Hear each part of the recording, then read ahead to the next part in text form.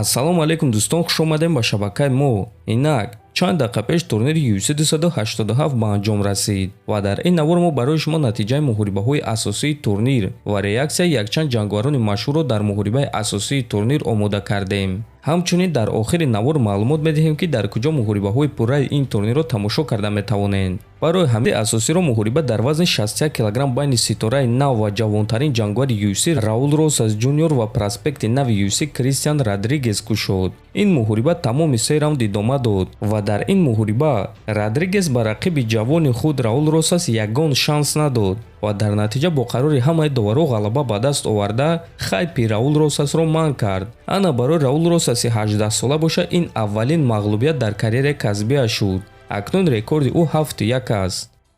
дуюм муҳорибаи карди асосӣ муҳориба дар вазни нимёна байни Кевин Холланд ва Сантьяго Панзинибио шуд. ин муҳориба дар сеюм раунд ба фоидаи Холланд ба анҷом расид. ӯ дар мобайни сеюм раунд рақиби худ Сантьяго Панзинибиоро бо тариқи нокаут шикаст дода ғалаба ба даст овард.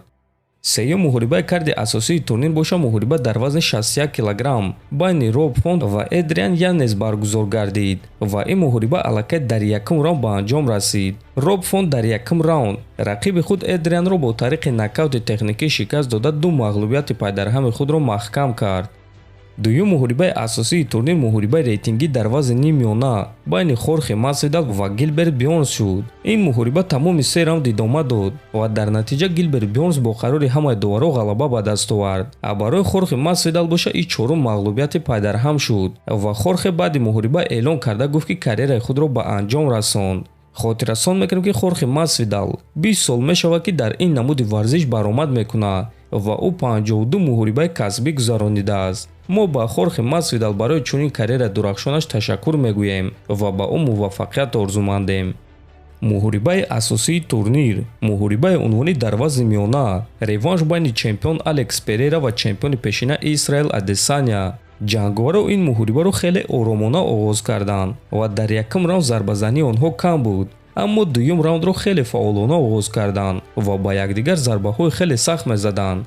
дар охири дуюм раунд Алекс Израилро дар назди сетка фишор карда зарбаҳои сахт мезад, аммо Адесаня худро гум накард ва бо ду зарбаи сахти худ Алекс Перейраро ба нокаути хеле вазнин равон карда ғалаба ба даст овард. ҳамин гуна Исраил Адесаня дар дуюм раунд бо тариқи нокаут ғалаба ба даст оварда камарбанди худро баргардонд ва чемпиони нави UFC дар вазни миёна шуд ва бо 3 мағлубияти худро аз дасти Алекс Перейра маҳкам кард. акнун дӯстон фикр мекунем ки мо шуморо боз як реванши дигари онҳо интизор аст, чунки дар UFC ҳисоби онҳо 1-1 аст. муҳорибаҳои пурраи ин турнир ва дигар турнирҳоро дар телеграм канали мо Паҳлавон TG тамошо карда метонен. ссилкаи телеграм канали мо дар описани видео. ҳозир боша реаксияи якчанд ҷангварони машҳур дар ғалабаи Адесаня.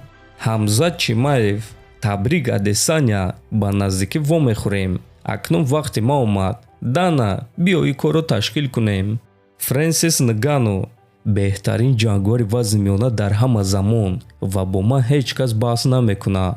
Исраил Адесаня шоҳи нав. Марлон Вера, ман мухлиси ашадии Исраил Адесаняям. дӯстон, дар ҳамин ҷо навори мо ба анҷом мерасад. фикр ақидаҳотонро нависен, ҳатман дар канали мо обуна шавен. то боздид хонаводу сарбаланд бошен.